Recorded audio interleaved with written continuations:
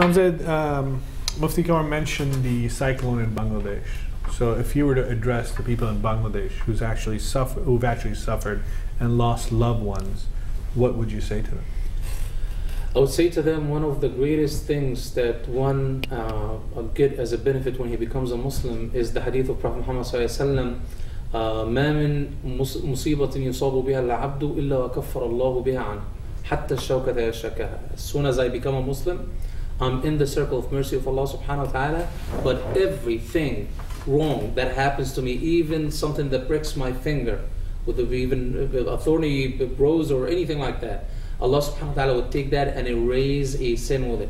And the greater the affliction, the greater the disaster, the greater the amount of sins that Allah subhanahu wa ta'ala will take away and will make it in my good deeds on Judgment Day. It's a test, it's a harsh one, it requires a lot of iman, and at these times people who have strong belief in Allah subhanahu wa ta'ala and so close to Allah subhanahu wa ta'ala can go through it and go through the adversity and actually overcome it. I want to remind everyone, the fact that we always forget is the second that we're born, we know that we are to die. That is the only guaranteed fact of life. If it happens sooner, it is with the will of Allah subhanahu wa ta'ala. If it happens later, it is with the will of Allah subhanahu wa ta'ala.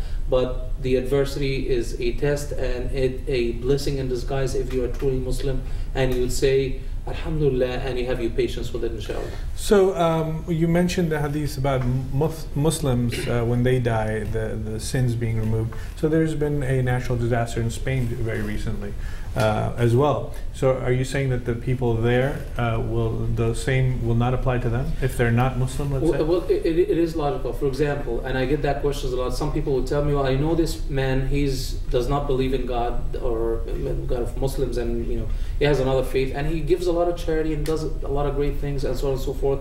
That it has to be right, he has to be rewarded by God. I said, well, if somebody comes and build a wonderful house and puts great things for it and come to you and tell you, will pay me for it, but he actually did it for somebody else, would he come to you and ask you to pay for him? All these good things these people have in their mind when they were doing things and worshipping and so on and so forth, somebody else other than God.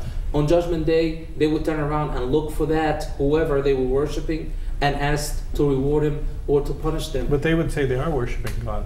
Well, if it is the Almighty God that we worship, Allah subhanahu wa ta'ala, then of course they are by default Muslims. But if it's another God or associating, at the time of Prophet Muhammad sallallahu alaihi wasallam around Kaaba, they knew who Allah was, they knew who the God of Abraham was, but only had 360 statues around the Kaaba that they worshipped alongside Allah subhanahu wa ta'ala, and that is shirk. So it is who you do it for. And in the major books of Islam, the Muwatta ibn Malik, the major references of Islam, the first thing that is said, إِنَّمَا الْأَعْمَالُ بِالنِّيَّاتِ. The deeds are done by the intentions that they're done for. If the intention is for the sake of Allah subhanahu wa ta'ala, your deed has value and it will last for you forever. If it's done for anything else, then it's done for whatever it was done for.